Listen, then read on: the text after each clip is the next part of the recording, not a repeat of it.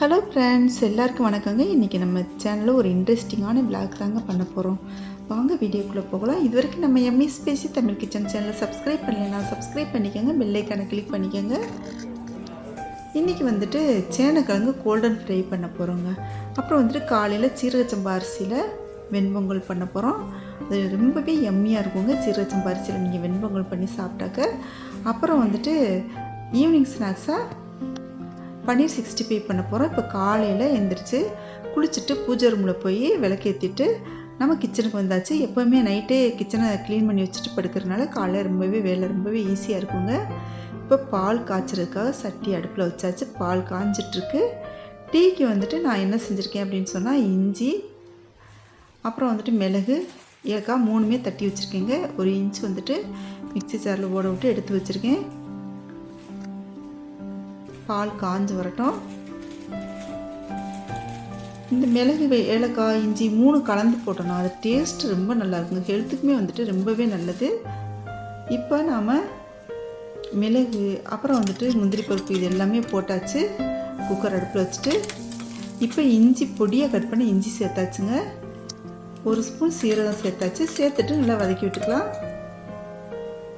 வதக்கி விட்டுட்டு சீரக சம்பா அரிசி வந்துட்டு அரிசியும் பருப்பும் கலந்து நான் இதில் வந்துட்டு வச்சுருக்கேன். இப்போ வந்துட்டு நம்ம வதக்கி விட்டுக்கலாம் கொஞ்சம் நேரம். நெய்யில் வந்துட்டு நெய் சேர்த்து தாங்க நான் தாளிக்க போட்டேன். இப்போ தண்ணி சேர்த்தாச்சுங்க. இப்போ என்னோடய ஹஸ்பண்ட் வந்துட்டு காய் கட் பண்ணிகிட்ருக்காங்க. அவங்க வந்து ரொம்ப அழகாக காய் கட் பண்ணி கொடுப்பாங்க. ரொம்ப சீக்கிரமாகவுமே கட் பண்ணி கொடுத்துருவாங்க.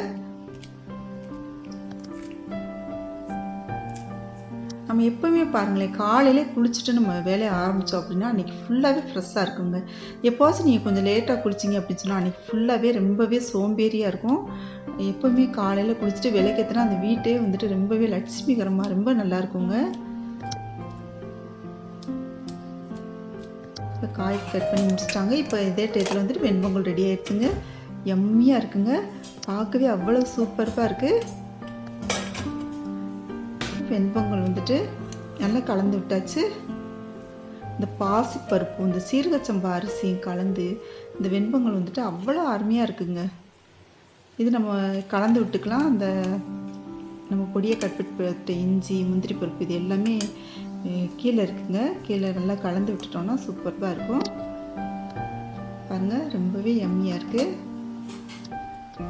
இப்போ எல்லாருக்கும் வந்துட்டு நான் சாப்பாடு போட போகிறேங்க. போட்டுட்டு வந்தாச்சு. இப்போ நான் சாப்பிட போகிறேன். எப்போவுமே வந்துட்டு கொஞ்சமாக சாப்பிட்டுக்குவேங்க. நான் வந்துட்டு ஜாஸ்தி எடுத்துக்க மாட்டேன். இப்போ பாருங்கள், மேலாக முந்திரி பருப்பு இருக்குது. இப்போ சாப்பிட போகிறேன். இப்போ கார சட்னி, தேங்காய் சட்னி, சாம்பார் வச்சு சாப்பிட்டு பாருங்கள். டேஸ்ட் ரொம்பவே அட்டகாசமாக இருக்கும். இப்போ முந்திரி பருப்பு எடுத்துக்குவேங்க. நாமளே வெயிட் லாஸ் பண்ணணும்னு சொல்லிட்டு ரொம்ப சிரமப்பட்டுட்ருக்கோம். அதனால் வந்து முந்திரி பருப்புலாம் சாப்பிட மாட்டேன் நான். அதனால் முந்திரி பருப்பை வந்து எடுத்துகிட்டு கொஞ்சமாக வெண்பொங்கல் எடுத்து வச்சுருக்கேன். எடுத்து வச்சுட்டு இந்த மாதிரி எடுத்து சாப்பிட்டுக்கலாம். இந்த சீரக சம்பா அரிசியில் வெண்பொங்கல் செஞ்சு சாப்பிட்டு பார்த்துக்குங்க, அவ்வளோ ஒரு டேஸ்ட் வந்துட்டு அருமையாக இருக்குங்க. அந்த சாம்பார், அந்த சட்னி எல்லாமே கலந்து சாப்பிடும்போது பார்த்திங்கன்னா நம்மளுக்கு பொங்கலே பிடிக்காது எனக்கு. ஆனால் இந்த பொங்கல் வந்துட்டு அவ்வளோ ஒரு எம்மியாக, அவ்வளோ ஒரு டேஸ்ட்டு சொல்லவே முடியாதுங்க. அந்தளவுக்கு டேஸ்டியாக இருக்கும். அதுவும் நீங்கள் கார சட்னி வச்சு சாப்பிட்டு பாருங்கள். வெண்பொங்கலுக்கு டேஸ்ட் வந்துட்டு ரொம்பவே அருமையாக இருக்குங்க. ரொம்ப சூப்பராக இருக்குங்க பொங்கல் வந்துட்டு. சீரகச்சம்பா அரிசி பொங்கல் ரொம்பவே நல்லாயிருக்கு. பாசிப்பருப்பு கலந்து அப்படியே அல்வா பதத்துக்கு நல்லா குழஞ்சி வந்துருச்சுங்க. இப்போ வந்துட்டு சேனக்கிழங்கு கட் பண்ணி வச்சாச்சு. ஒரே யூனிஃபார்மாக கட் பண்ணியிருப்பாங்க. பார்க்கவே ரொம்ப அழகாக இருக்குது. இப்போ இந்த சேனக்கிழங்கு வந்துட்டு நம்ம வேக வச்சு தாங்க பொரிக்க போகிறோம். அப்போ தான் சாப்பிட்டு கிறிஸ்பியாக இருக்கும். இப்போ உலைக்கு வந்துட்டு தண்ணி வச்சாச்சு. இப்போ குடிக்கிறதுக்காக நான் சுடுதண்ணி வச்சுருக்கேன். எப்போவுமே ஹாட் வாட்டர் குடிக்கிறது ரொம்பவே நல்லதுங்க. தண்ணி கொதிச்சு வந்துடுச்சு சேனக்கிழங்கு வேகிறதுக்காக. நம்ம அப்படியே பொரிச்சோன்னு வச்சுக்கோங்க, வரன்னு இருக்கும் சேனக்கிழங்கு. இது மாதிரி நீங்கள் ஒரு கொதிக்கிற தண்ணியில் ஒரு 5 நிமிஷம் போட்டு எடுத்துட்டு தண்ணி வடிகிட்டு அதுக்கு பின்னாடி நீங்கள் பொரிச்சு பாருங்கள். அதோட டேஸ்ட்டே வந்துட்டு சொல்லவே முடியாது, அந்தளவுக்கு நல்லாயிருக்கும். இப்போ உப்பு சேர்த்துக்கலாம். இப்போ வந்துட்டு மஞ்சள் பொடி போட்டுக்கலாங்க, ஒரு 1/2 ஸ்பூன். எதுக்காகனா இந்த சேனக்கிழங்குல வந்துட்டு ஒரு கரகரப்பு தன்மை இருக்குங்க. அந்த கரகரப்பு தன்மை போயிடும். அப்புறம் வந்துட்டு இது நல்ல ஒரு கலராகவும் இருக்குங்க பொரிக்கும் போது. இப்போ 5 நிமிஷம் ஆயிடுச்சு. நம்ம வந்துட்டு ஒரு பாத்திரத்துக்கு மாற்றிக்கலாம். இந்த சேனக்கிழங்கு ஃப்ரை வந்துட்டு சொல்லவே முடியாதுங்க, அந்தளவுக்கு டேஸ்ட் வந்துட்டு அவ்வளோ அருமையாக இருக்கும். இப்போ வேற ஒரு தட்டுக்கு மாற்றிட்டேன். நான் ஓரளவு வெந்து வந்துருப்பாங்க, குழஞ்சிடக்கூடாது. அப்புறம் வந்துட்டு உழ வச்சுருக்கேன் பாருங்கள். எப்போவுமே நான் இது வரைக்கும் நான் குக்கரில் ஒயிட் ரைஸ் வச்சதே இல்லைங்க. எப்போவுமே வந்துட்டு சட்டியில் வடிக்கிறதா பிடிக்கும். நம்ம வெயிட் லாஸ் பண்ணணும்னு நினைக்கிறவங்களும் சரி, வீட்டில் வேறு யாருக்காச்சும் சுகர்லாம் இருந்துச்சுன்னு வச்சுக்கோங்க, நம்ம பெரும்பாலும் நம்ம வடிச்சிட்டு சாப்பிட்றதாங்க ஹெல்த்துக்கு ரொம்பவே நல்லது.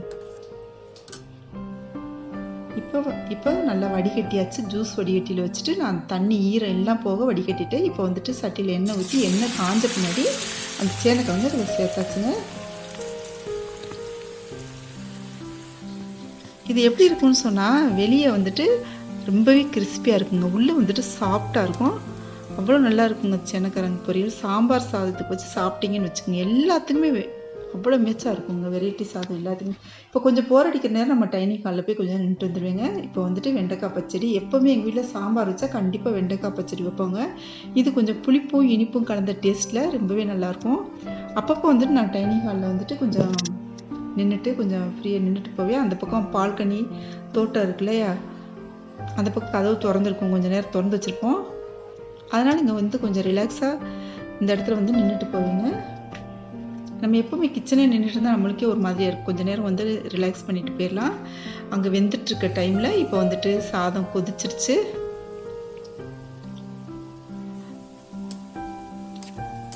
இப்போ நல்லா கலரி விட்டுக்கலாம்.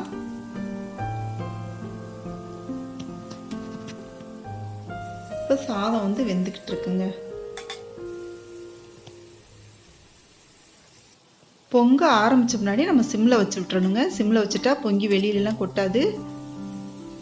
நம்ம அப்பப்போ எடுத்துகிட்டு அந்த சாதத்தை அமைக்கி பார்த்துக்கணும்.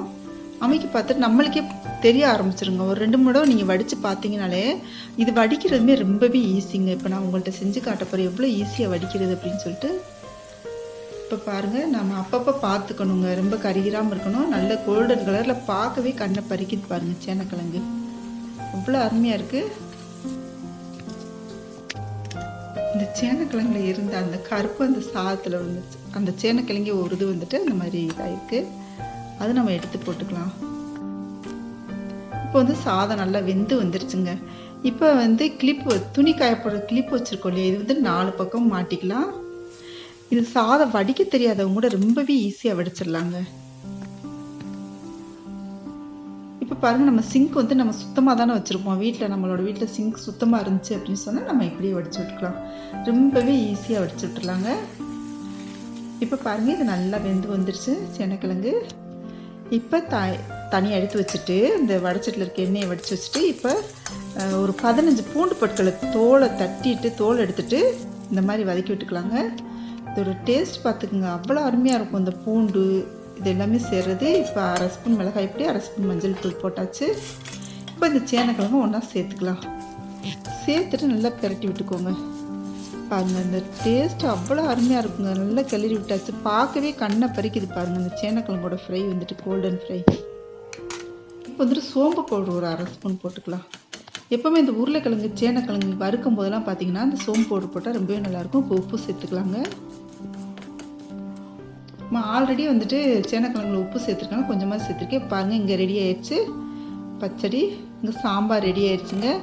ஆல்ரெடி இந்த சாம்பார் ரெசிபி, இந்த வெண்டைக்காய் பச்சடி ரெசிபிலாம் போட்டிருக்கிறேன், நான் அதை உங்கள்கிட்ட காட்டலை. சாம்பார் ரெடி ஆயிடுச்சு.